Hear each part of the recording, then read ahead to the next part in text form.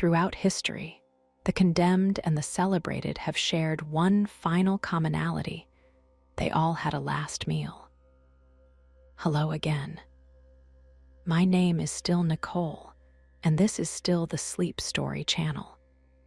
Tonight, we explore the fascinating and sometimes bizarre history of famous last meals, from ancient ritualistic practices to the final requests of notorious criminals. While you are still awake, please subscribe to my channel to continue receiving these boring journeys into history. Do not be afraid to fall asleep. It is expected. Let's go. Ancient traditions of the last meal.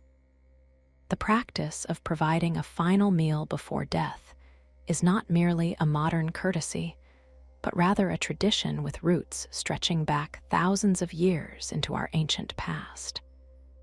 In ancient Greece, the condemned were fed a final meal before their execution, not out of compassion, but from superstition and fear. The Greeks believed that without proper nourishment, the soul of the executed person might not be able to cross the river Styx into the underworld. This left open the terrifying possibility that the deceased might return to Earth as a hungry, vengeful ghost. The meal, therefore, served a practical purpose. It was spiritual travel provisions for the condemned's journey into the afterlife. This ancient Greek tradition reveals humanity's long-standing recognition of the symbolic power of a final meal shared before death. Perhaps the most famous documented last meal from ancient Greece was that consumed by the philosopher Socrates in 399 before the Common Era. Condemned to death for corrupting the youth and introducing strange gods, Socrates faced his end with remarkable composure. While historical accounts do not specifically detail what Socrates ate for his last meal, we know that his method of execution, drinking a cup of poison hemlock, was effectively his last consumption. The poison was brought to him pre-mixed in a cup by a prison attendant. Following instructions to drink the mixture and walk around until his legs felt heavy, Socrates consumed the poison quite readily and cheerfully, according to Plato's account. This act was witnessed by his followers, including Plato, who documented the philosopher's final moments. The political climate surrounding Socrates' execution was complex. His anti-democratic views had alienated many citizens of Athens, and two of his former students, Alcibiades and Critias, had previously overthrown the democratic government, leading to a reign of terror.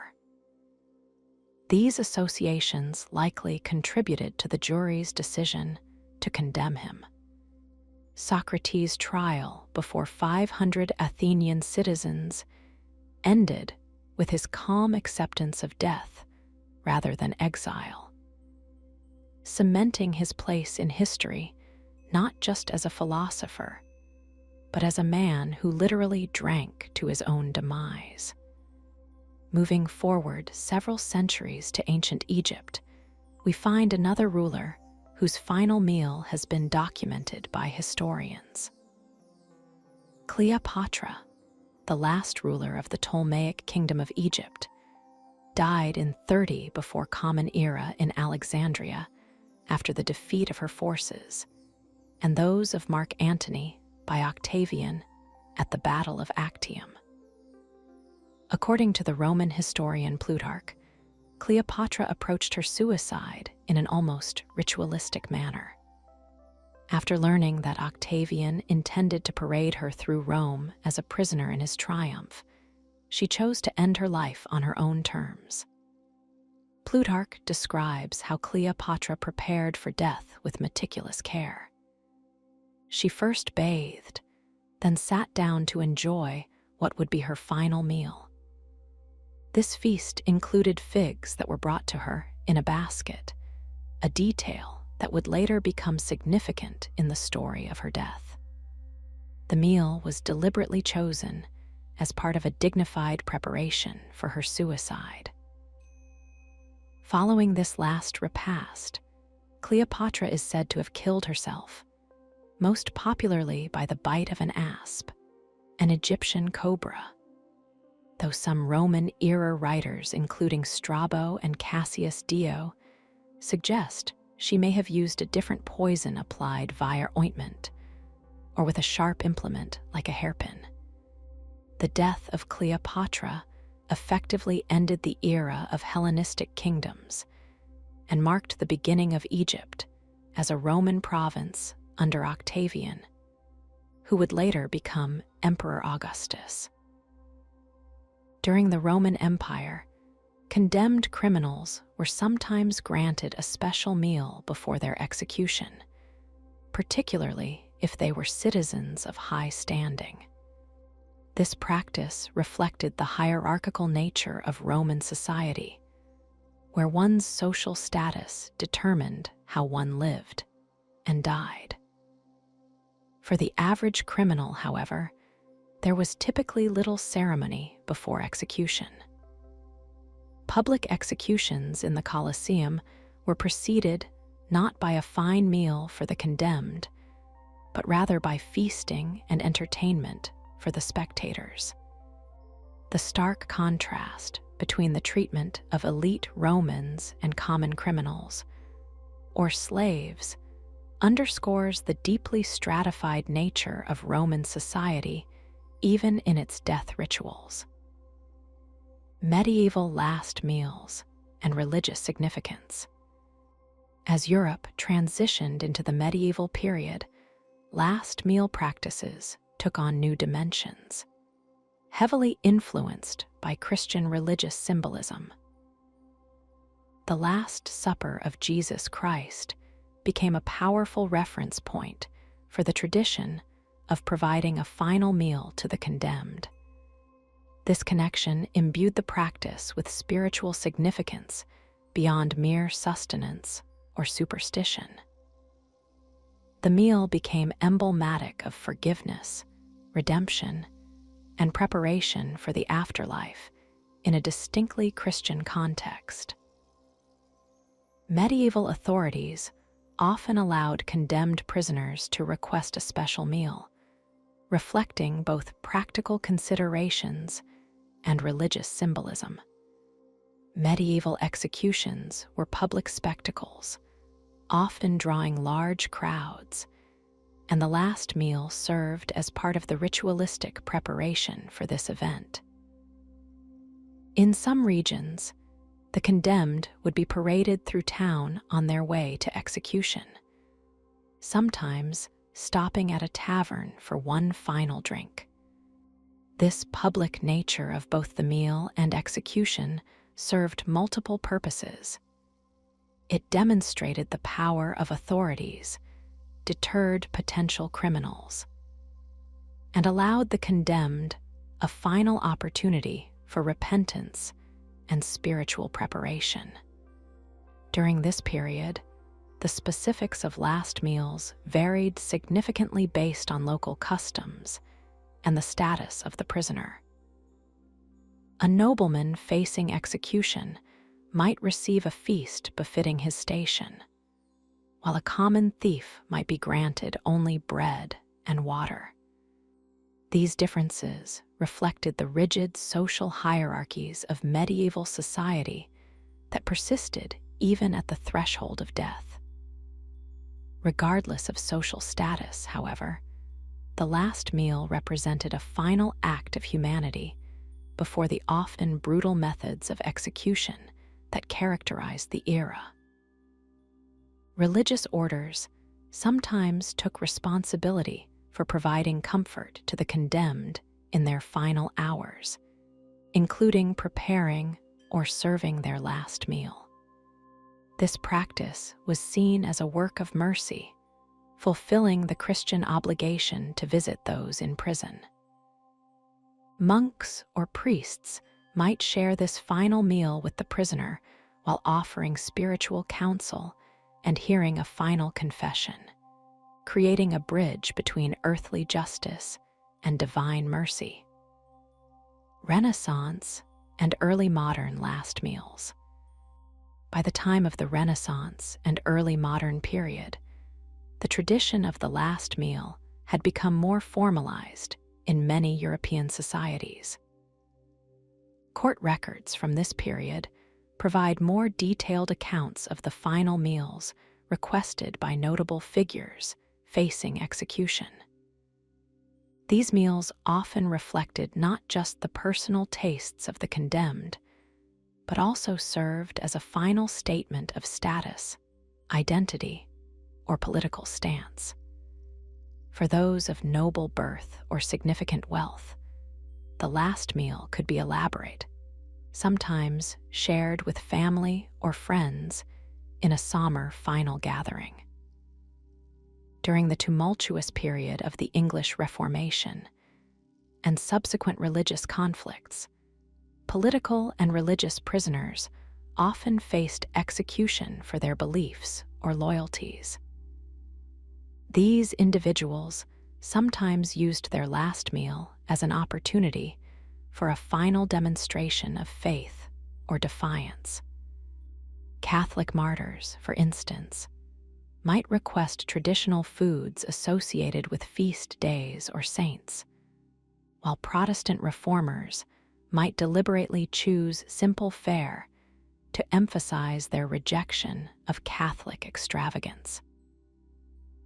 These choices transformed the last meal from a personal comfort into a political or religious statement. In France, during the 17th and 18th centuries, aristocrats facing the guillotine during periods of political upheaval often requested meals that reflected their refined tastes and high social standing. These requests stood in stark contrast to the severe food shortages experienced by many common people, highlighting the inequalities that had helped fuel revolutionary sentiment. The French Revolution would later bring about significant changes in execution practices, though the tradition of offering a last meal persisted in various forms. Colonial America adopted many European traditions regarding capital punishment, including the practice of the last meal. Records from early American executions indicate that meals were often simple, but reflected local cuisine and available foods. As in Europe, religious officials frequently attended to the condemned in their final hours, and the last meal might be accompanied by prayers, scripture readings, or hymn singing. This combination of physical and spiritual comfort for the condemned reflected the deeply religious character of early American society. Puritans and the last meal. The Puritans of Massachusetts developed a particularly distinctive approach to the last meal tradition. Drawing explicit parallels to the Last Supper of Jesus, they transformed the feeding of condemned prisoners into an elaborate communal ritual. Rather than a simple meal provided to the prisoner alone, the Puritans organized grand feasts that included not just the condemned, but also local officials, clergymen, and sometimes even members of the wider community.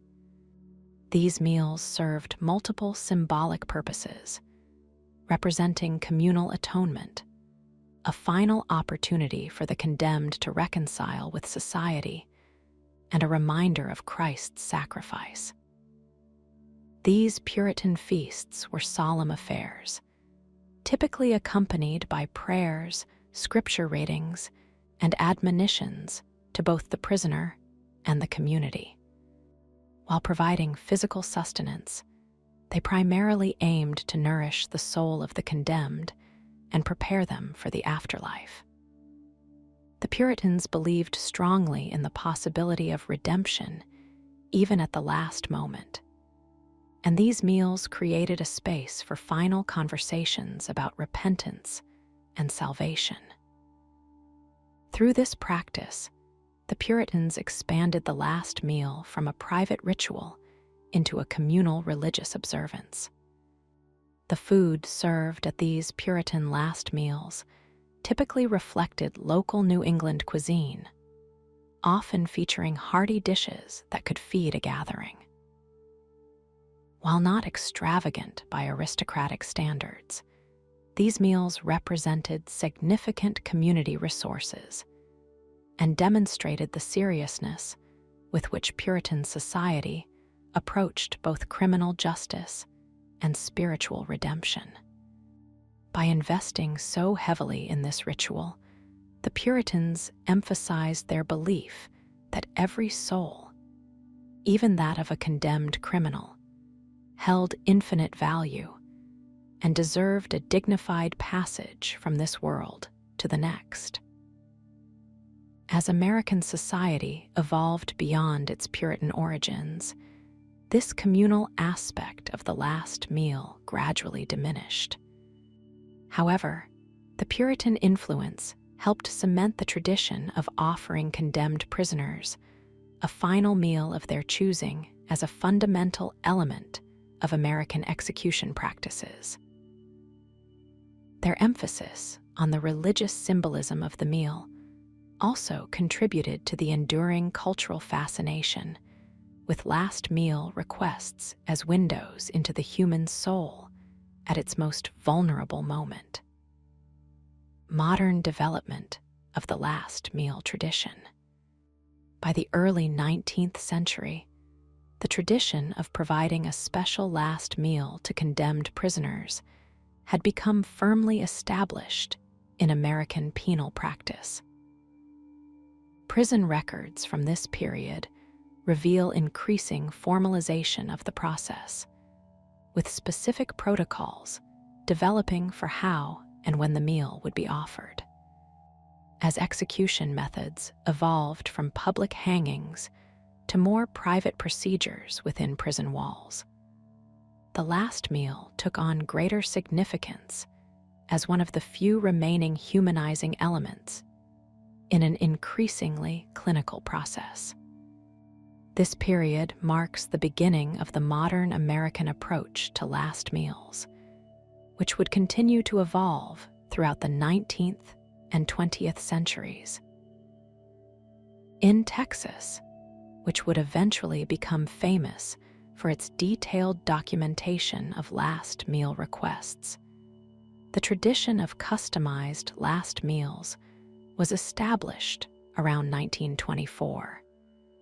This practice spread to other states as the century progressed, becoming standard in most jurisdictions that maintained capital punishment. The ritual typically involved asking the condemned prisoner 1 to 3 days before their scheduled execution what special food they would like for their final meal. While limitations on cost and available ingredients varied by institution, many prisons made considerable efforts to fulfill these requests as closely as possible. As media coverage of executions increased throughout the 20th century, public fascination with last meal choices grew correspondingly. Newspapers began reporting the details of these final requests, and the last meal gradually became part of the cultural narrative surrounding capital punishment. This media attention transformed what had once been a private ritual into a subject of public curiosity and discussion. For many observers, the last meal request humanized the condemned in a way that complicated simple narratives about justice and retribution. By the mid-20th century, most states with active death penalties had established specific regulations regarding last meals. These rules varied significantly between jurisdictions. Some states imposed strict cost limits. Others restricted choices to food available within the prison, and a few allowed meals to be brought in from local restaurants. Louisiana developed the unusual tradition of having the prison warden join the condemned prisoner for their last meal, adding a personal element to what had become an increasingly regulated process. These variations reflected different philosophical approaches to the purpose and meaning of the last meal tradition. Notable last meals of the 20th century. As the 20th century progressed, certain last meal requests gained notoriety for their peculiarity, extravagance, or symbolic significance. Gary Gilmore, executed by firing squad in Utah in 1977 after demanding that his appeals be dropped, requested a relatively simple last meal of a hamburger, baked potato, hard-boiled egg, and coffee. There were also rumors, though unconfirmed by official records, that he received 3 shots of whiskey with this meal. Gilmore's case received enormous public attention as the first execution in the United States after the Supreme Court reinstated the death penalty.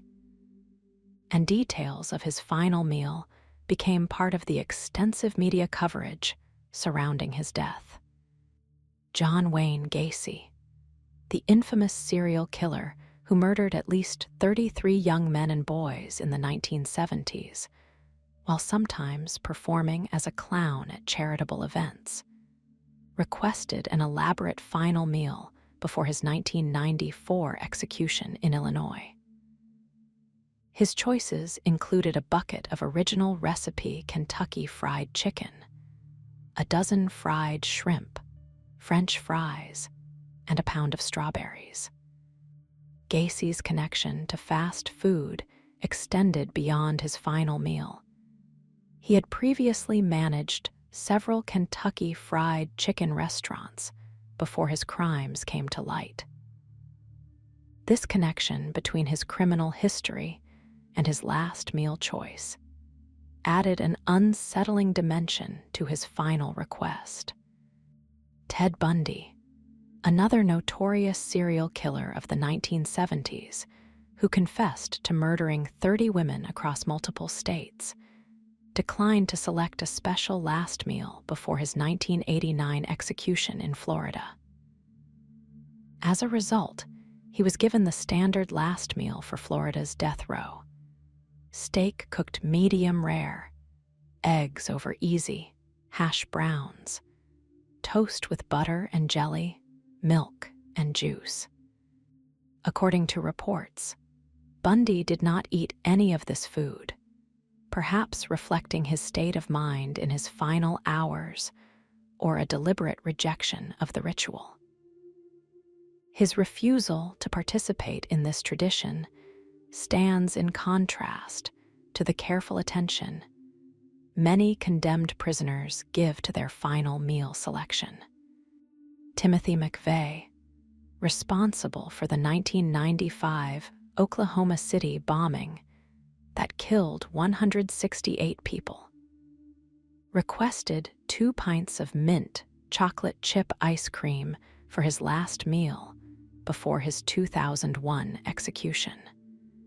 The simplicity of this request from a man convicted of such an enormous atrocity struck many observers as incongruous, highlighting the strange juxtapositions that often characterize last meal choices. McVeigh's request, like many others, seemed to reflect a desire for comfort food and childhood nostalgia in his final hours rather than any grand statement about his crimes or impending death. The Lawrence Brewer case and policy changes. In 2011, a controversial last meal request led to significant policy changes in Texas, long known for its active death penalty system. Lawrence Russell Brewer, a white supremacist convicted for the brutal murder of James Byard Jr. in a racially motivated hate crime, ordered an extraordinarily large final meal before his September execution. His request included 2 chicken fried steaks, a triple meat bacon cheeseburger, fried okra, a pound of barbecue, 3 fajitas, a meat lover's pizza, a pint of ice cream, a piece of peanut butter fudge cake with crushed peanuts, and 3 root beers. When the meal was delivered to his cell, Brewer declined to eat any of it, saying he wasn't hungry. This incident provoked outrage from Texas State Senator John Whitmire, who wrote to the executive director of the Texas Criminal Justice Department, Brad Livingston, calling the practice extremely inappropriate, and pointing out that Brewer's victim, James Byard Jr., didn't get to choose his last meal. Livingston agreed with this assessment and immediately ended the long-standing tradition, declaring that henceforth condemned Texas inmates would receive the same meal served to other prisoners on the day of their execution. Whitmire emphasized the illogical nature of providing special treatment to someone about to be executed, describing it as hypocritical. Texas had previously been one of the states with the most well-documented history of last meal requests. From 1982 to 2003, the Texas Department of Criminal Justice had published detailed accounts of inmates' last meals on its website, creating a unique historical record of these final choices. After receiving complaints that people found this information offensive, the department removed this section from their website, but the tradition itself continued until Brewer's case prompted its termination. This policy change marked a significant shift in how Texas approached the last meal ritual, reflecting changing public attitudes toward accommodations for condemned prisoners. The debate over last meal policies highlights the complex emotions and principles at stake in execution practices. Supporters of the tradition view it as a final act of humanity and compassion toward the condemned, regardless of their crimes. Critics, like Senator Whitmire, see it as an undeserved privilege that disrespects victims who had no such choices before their deaths. This tension between punishment and compassion, between the rights of victims and the humanity of perpetrators, continues to characterize discussions of capital punishment in the United States and elsewhere. Women on death row and their final meals. Women have historically comprised only a small percentage of executed prisoners, but their last meal choices offer interesting insights into gender differences in final requests. One notable case is that of Velma Barfield, executed in North Carolina in 1984 for poisoning her boyfriend with arsenic. Known as the Death Row Granny due to her grandmotherly appearance, Barfield was the first woman executed in the United States after the reinstatement of the death penalty in 1976.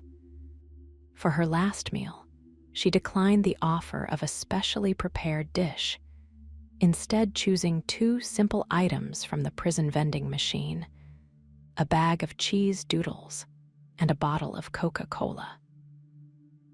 This unassuming choice stands in stark contrast to the elaborate meals often requested by male prisoners.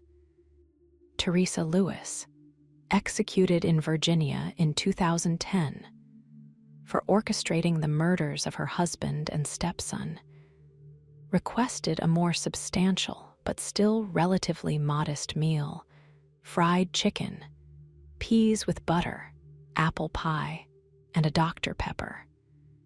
Lewis was the first woman executed in Virginia in nearly a century, and her case attracted significant attention due to questions about her intellectual capacity and the fact that the actual shooters received life sentences rather than death.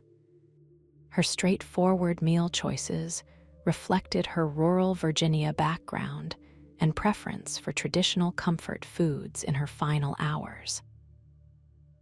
Carla Faye Tucker, executed in Texas in 1998 for a brutal double murder committed with a pickaxe, requested a simple last meal of a banana, peach, and a garden salad with ranch dressing.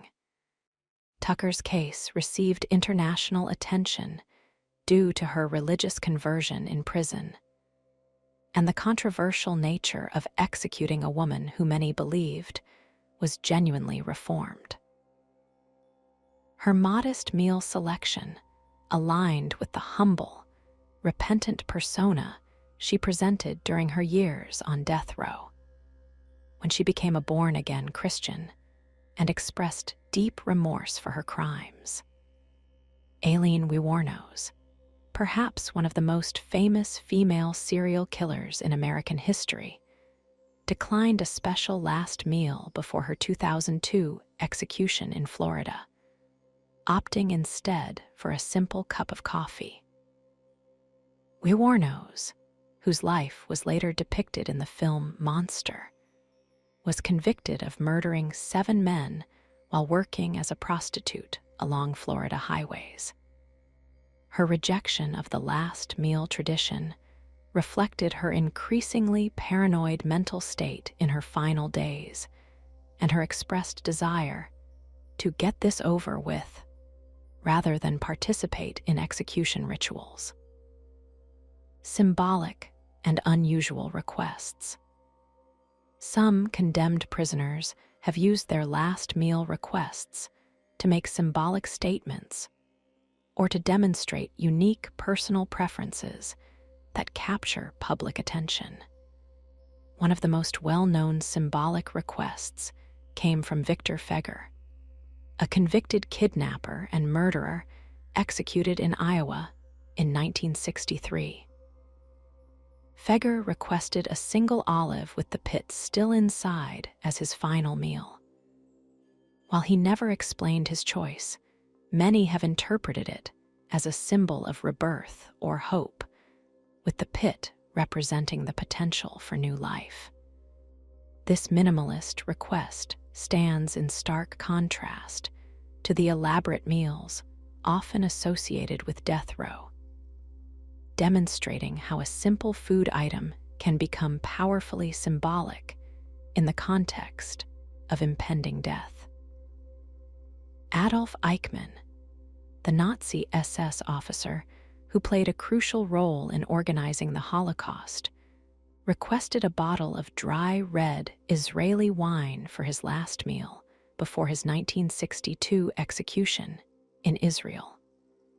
This choice carried obvious irony given Eichmann's role in the attempted destruction of the Jewish people, and the fact that he was now facing justice in the Jewish state.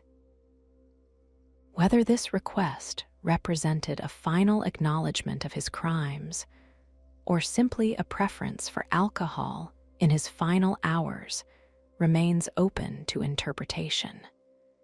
Eichmann's execution remains the only time Israel has carried out a civilian death sentence in its history, underscoring the exceptional nature of his case and the significance attached to even small details like his final meal. Robert Alton Harris, executed in California in 1992 for the murder of 2 teenage boys, requested a 21-piece bucket of Kentucky Fried Chicken. 2 large Domino's pizzas, though they were substituted with Tombstone frozen pizzas, a bag of jelly beans, a 6-pack of Pepsi, and a pack of Camel cigarettes. This elaborate comfort food feast represented a common trend among last meal requests, focusing on familiar, satisfying foods rather than gourmet cuisine. Harris's request for Camel cigarettes also highlights a common desire among condemned prisoners that is often denied in modern executions, as most prisons prohibit tobacco products, even in the death chamber. Ricky Ray Rector, executed in Arkansas in 1992, despite serious questions about his mental competence after a self-inflicted brain injury, ordered steak, fried chicken, cherry Kool-Aid, and pecan pie for his last meal. In a detail that gained national attention and underscored concerns about his mental state, Rector saved his piece of pecan pie for later, apparently not comprehending that there would be no later after his execution. This poignant anecdote became widely cited in debates about executing individuals with significant mental impairments, demonstrating how last meal choices can inadvertently reveal important aspects of a prisoner's mental condition or understanding of their situation. Historical figures and natural deaths. Not all famous last meals were consumed by prisoners facing execution. Throughout history, many notable figures have had their final meals documented before dying of natural causes or other circumstances. These meals provide fascinating glimpses into both personal preferences and historical eating habits. Frank Sinatra, the legendary singer and entertainer, consumed a grilled cheese sandwich as his last meal on May 14, 1998, at his Palm Springs, California home. This simple comfort food was reportedly a regular part of Sinatra's diet. He ate grilled cheese sandwiches most days. On his final day, his fourth wife, Barbara Blakely Marks, encouraged him to enjoy his lunch by the pool, though he did not finish the sandwich.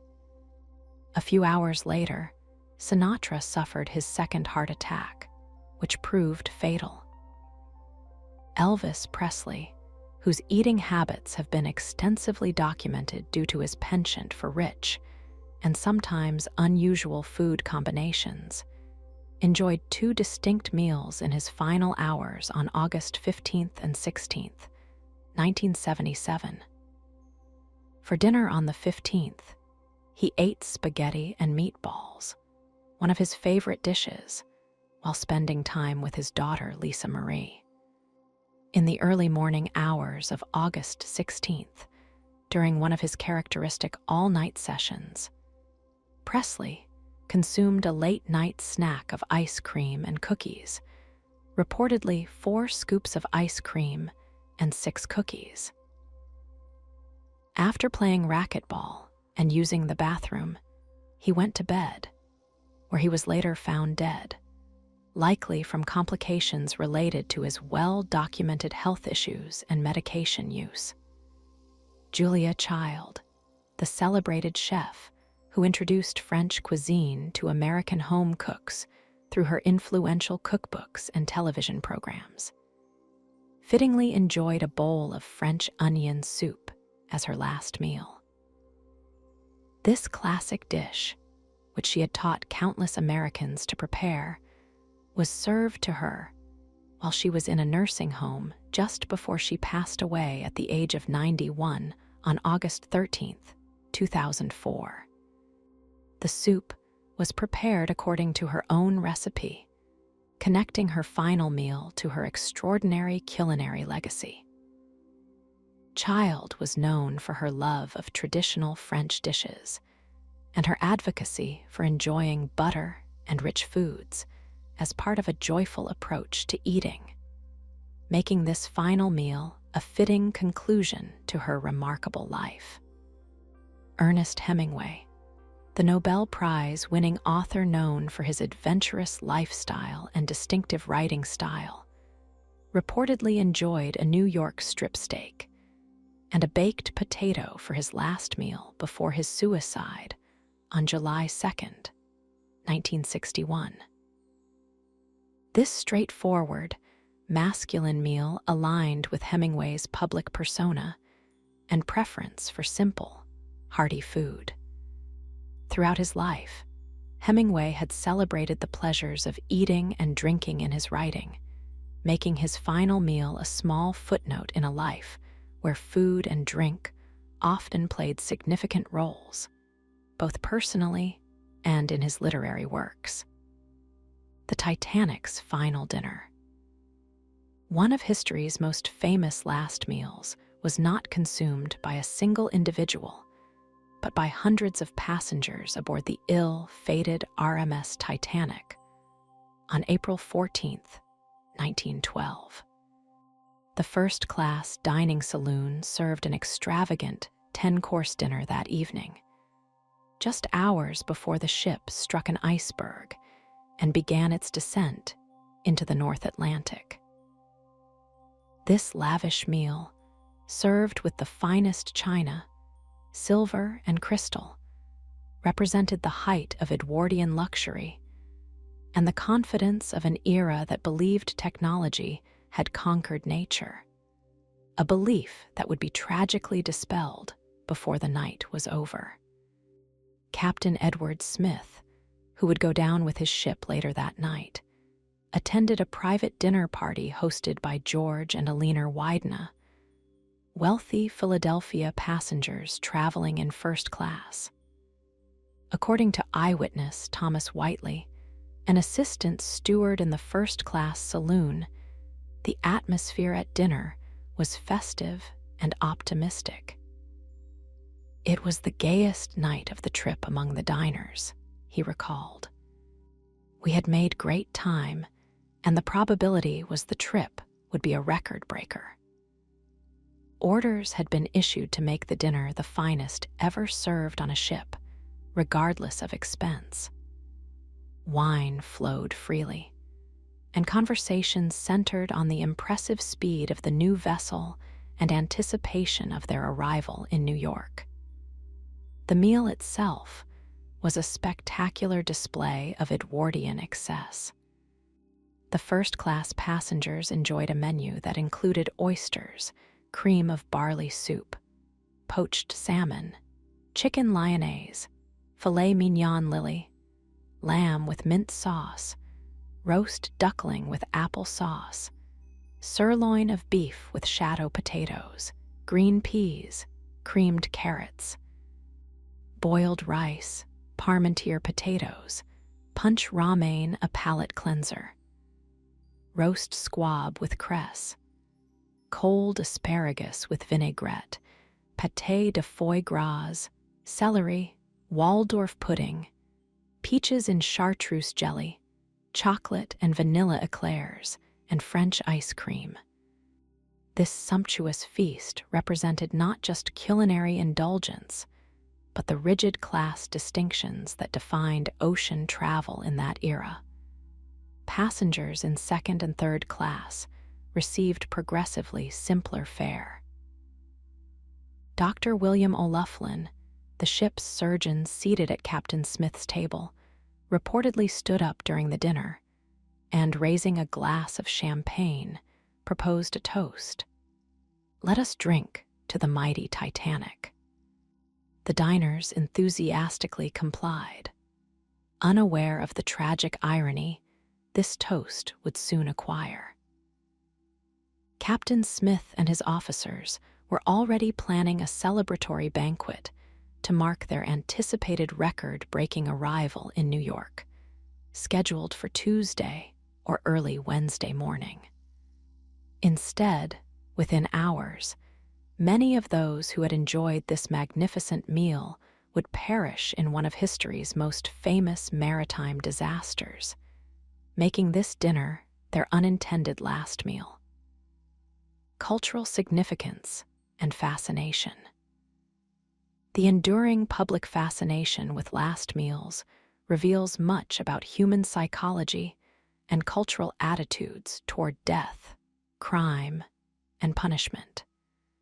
Last meal requests humanize even the most reviled criminals, reminding us that beneath the labels of murderer or monster lies a person with individual tastes, memories, and desires.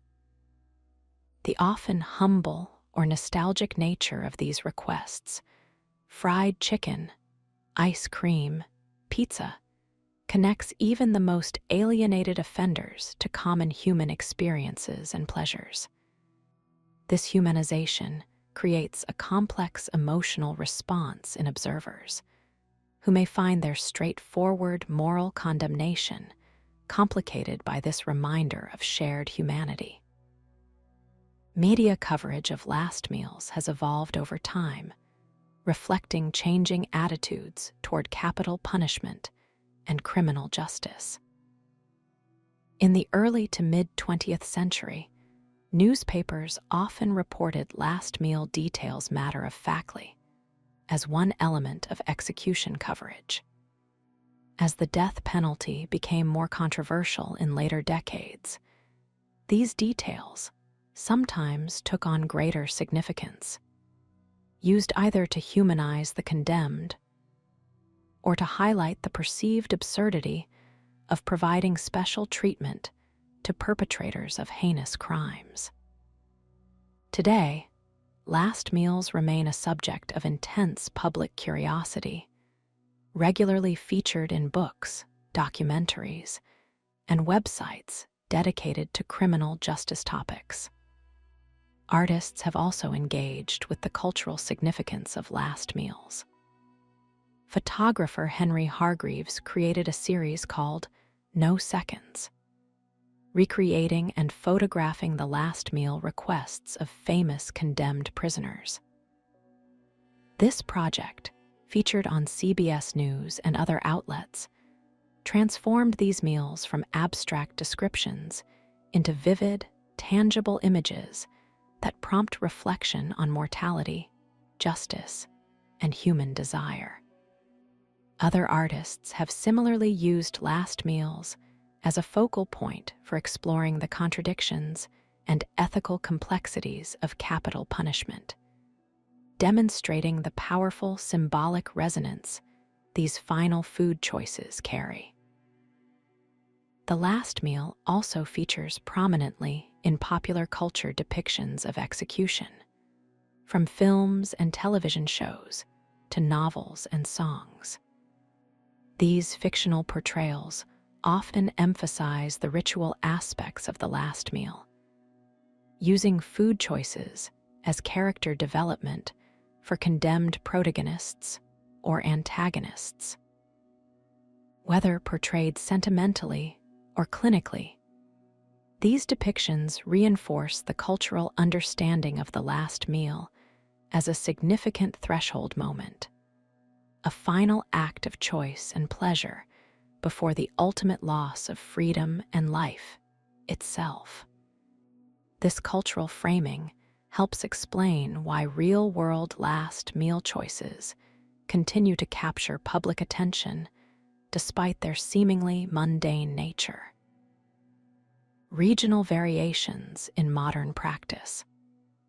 Today, last meal practices vary significantly across jurisdictions that maintain capital punishment. In the United States, individual states have developed their own regulations regarding what condemned prisoners may request for their final meal. Florida, for instance, imposes a $40 limit on the cost and requires that all food be purchased locally. Oklahoma similarly restricts costs to $25. These financial limitations reflect both practical budget considerations and philosophical questions about how much accommodation should be provided to condemned inmates. Louisiana maintains perhaps the most unusual modern last meal tradition. The prison warden traditionally joins the condemned prisoner for their final meal. This practice adds a human dimension to the ritual, creating a final social interaction that acknowledges the gravity of the moment while maintaining the authority structure of the prison. The warden's participation transforms what could be a solitary meal into a shared experience, albeit one fraught with complex power dynamics and emotions. This tradition speaks to Louisiana's unique cultural approach to both hospitality and justice, blending Southern social customs with the somber requirements of capital punishment. As previously discussed, Texas eliminated special last meals entirely in 2011, following Lawrence Russell Brewer's Uneaten Feast. Condemned Texas prisoners now receive the same meal served to other inmates in the prison on the day of their execution. This policy change represents perhaps the most dramatic shift in modern last meal practices, and has influenced debates in other states about appropriate levels of accommodation for death row inmates.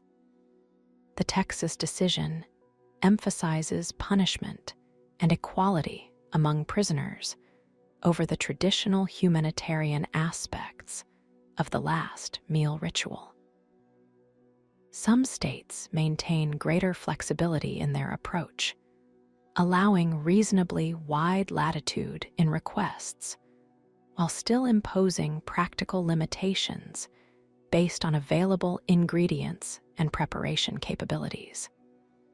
In these jurisdictions, prison staff often make considerable efforts to fulfill requests as closely as possible within institutional constraints.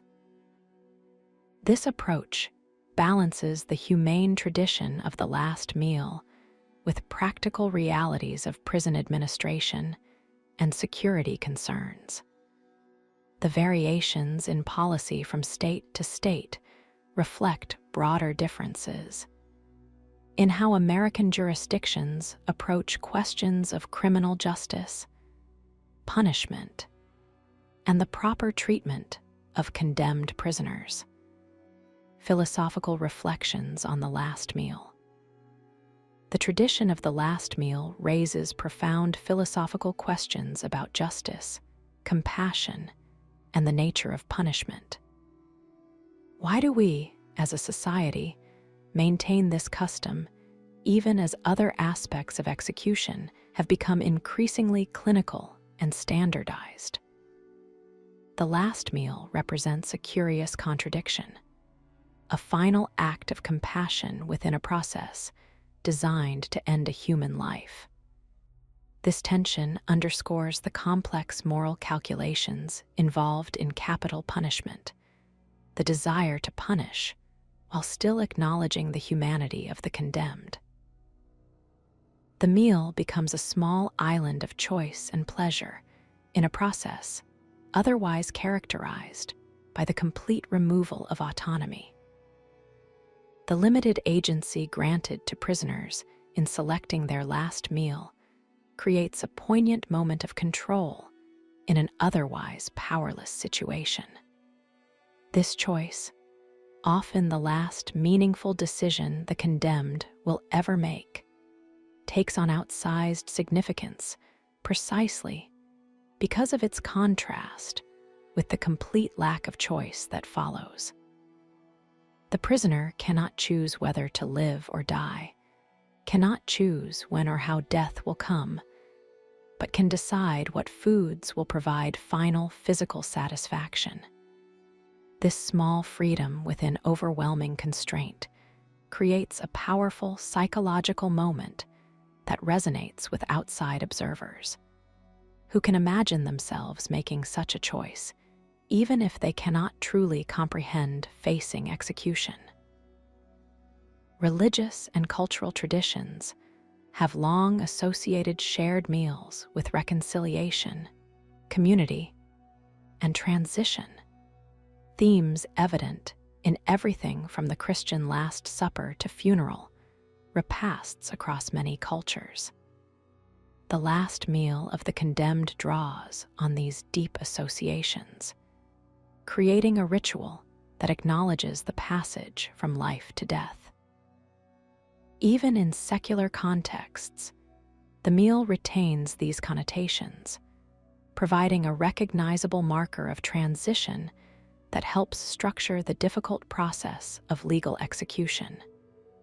This ritualistic aspect may explain why the tradition has persisted across centuries and diverse cultural contexts, evolving rather than disappearing as execution practices change. The public fascination with last meals also raises questions about voyeurism and the consumption of details about death and punishment. Is our interest in these final choices legitimate cultural curiosity, or does it represent an unhealthy fixation on the macabre? Does focusing on the mundane detail of food choices trivialize the gravity of execution?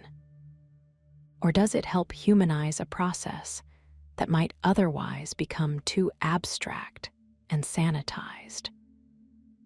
These questions have no simple answers, but highlight the complex psychological and ethical dimensions of how societies approach punishment, particularly its ultimate form. The last meal stands at this intersection of justice and compassion, punishment and humanity, offering a uniquely revealing window into our collective attitudes toward crime, punishment, and death. Ancient executions and their meals. Beyond the famous case of Socrates, many other ancient civilizations developed their own traditions surrounding meals before execution. In ancient China during various dynasties, condemned prisoners were sometimes provided with a final banquet that could include not only food, but also entertainment and the company of family members.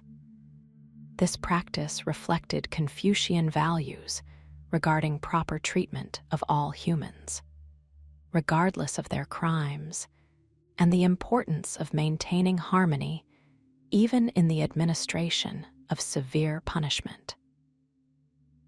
The specific foods served often held symbolic significance related to the afterlife journey, or reflected the regional cuisine of the area where the execution occurred. In ancient Persia, under the Achaemenid Empire, historical sources suggest that high-ranking condemned prisoners might receive an elaborate final feast reflecting their social status. This meal served not only as sustenance, but as a final acknowledgement of the prisoner's former position in society before their execution erased all such distinctions.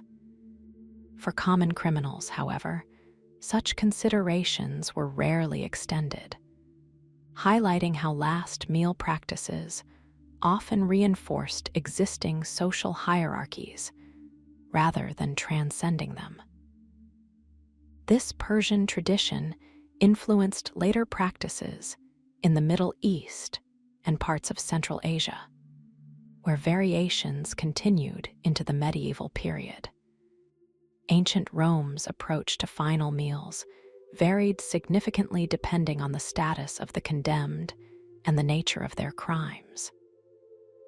Roman citizens sentenced to death often retained certain privileges denied to slaves or foreigners, potentially including a more dignified final meal.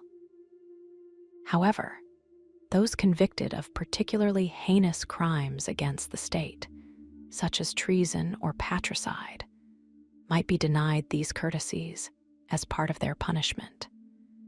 Execution practices in Rome evolved considerably over the centuries of the Republic and Empire, with corresponding changes in how or whether final meals were provided. These variations reflected Rome's complex legal codes and highly stratified social structure. In Aztec civilization, human sacrifice, while different in purpose and context from judicial execution, included elaborate ritualistic preparation of victims that sometimes involved special meals. Those chosen for sacrifice to particular deities might consume foods associated with that god in the days or hours before their death. This practice was rooted in religious belief rather than concepts of criminal justice or compassion, with the meal serving to prepare the victim spiritually for their role in maintaining cosmic order through their sacrifice. While conceptually distinct from last meals for executed criminals, this practice similarly recognized the significance of final nourishment before death. Presidential last meals. Though not facing execution, several American presidents have had their final meals documented by history, offering insights into both their personal tastes and the culinary practices of their eras. Abraham Lincoln's last meal before his assassination on April 14, 1865, consisted of roast Virginia fowl with chestnut dressing, accompanied by seasonal vegetables. This relatively simple but elegant meal was consumed at the White House before Lincoln and his wife, Mary Todd Lincoln, departed for Ford's Theater, where John Wilkes Booth would fatally shoot the president later that evening. The traditional American fare reflected Lincoln's relatively modest dining preferences, despite his elevated position. President William McKinley enjoyed a more elaborate last meal before his assassination in 1901. While visiting the Pan American Exposition in Buffalo, New York, McKinley dined on consommé, dressed crab, roast beef, and various vegetable dishes at a banquet. The following day, while greeting the public at the exposition, he was shot by anarchist Leon Czolgosz and died 8 days later from gangrene caused by the bullet wounds. McKinley's final formal dinner exemplified the Gilded Age approach to official dining, with multiple courses and continental influences reflecting America's growing international status. John F. Kennedy's last meal, consumed on November 22, 1963, the day of his assassination in Dallas, was a simple breakfast at the Hotel Texas in Fort Worth. According to historical accounts, Kennedy enjoyed coffee, orange juice, eggs, toast, and marmalade before departing for the fateful motorcade through Dallas. This ordinary breakfast, unremarkable in itself, gains poignancy through historical hindsight, the last sustenance for a president whose life would be cut short hours later by Lee Harvey Oswald's bullets. Unlike formal state dinners that characterized much of Kennedy's presidency, this final meal was notable for its everyday quality. Franklin Delano Roosevelt died of a cerebral hemorrhage on April 12, 1945, after a lunch at his retreat in Warm Springs, Georgia. His last meal included soup, scrambled eggs, and bread. Simple fare that reflected both the wartime food restrictions still in place during World War II and Roosevelt's personal preference for less elaborate meals in private settings. The president complained of a headache during this lunch and later collapsed while sitting for a portrait painting, never regaining consciousness. Like other presidential last meals, Roosevelt's final lunch has been preserved in historical accounts as a humanizing detail in the narrative of his sudden death while still in office. Modern artistic interpretations. Contemporary artists have increasingly engaged with the concept of the last meal as a powerful symbol for exploring themes of mortality, justice, and human desire. Artist Julie Green's ongoing project, The Last Supper, began in 2000, featuring hundreds of painted plates depicting the final meals of death row inmates. Using cobalt blue mineral paint on white plates, Green creates minimalist representations of these meals, along with notations about the prisoner and date of execution. This growing collection, which the artist intends to continue until capital punishment is abolished, transforms ephemeral meals into permanent artistic artifacts.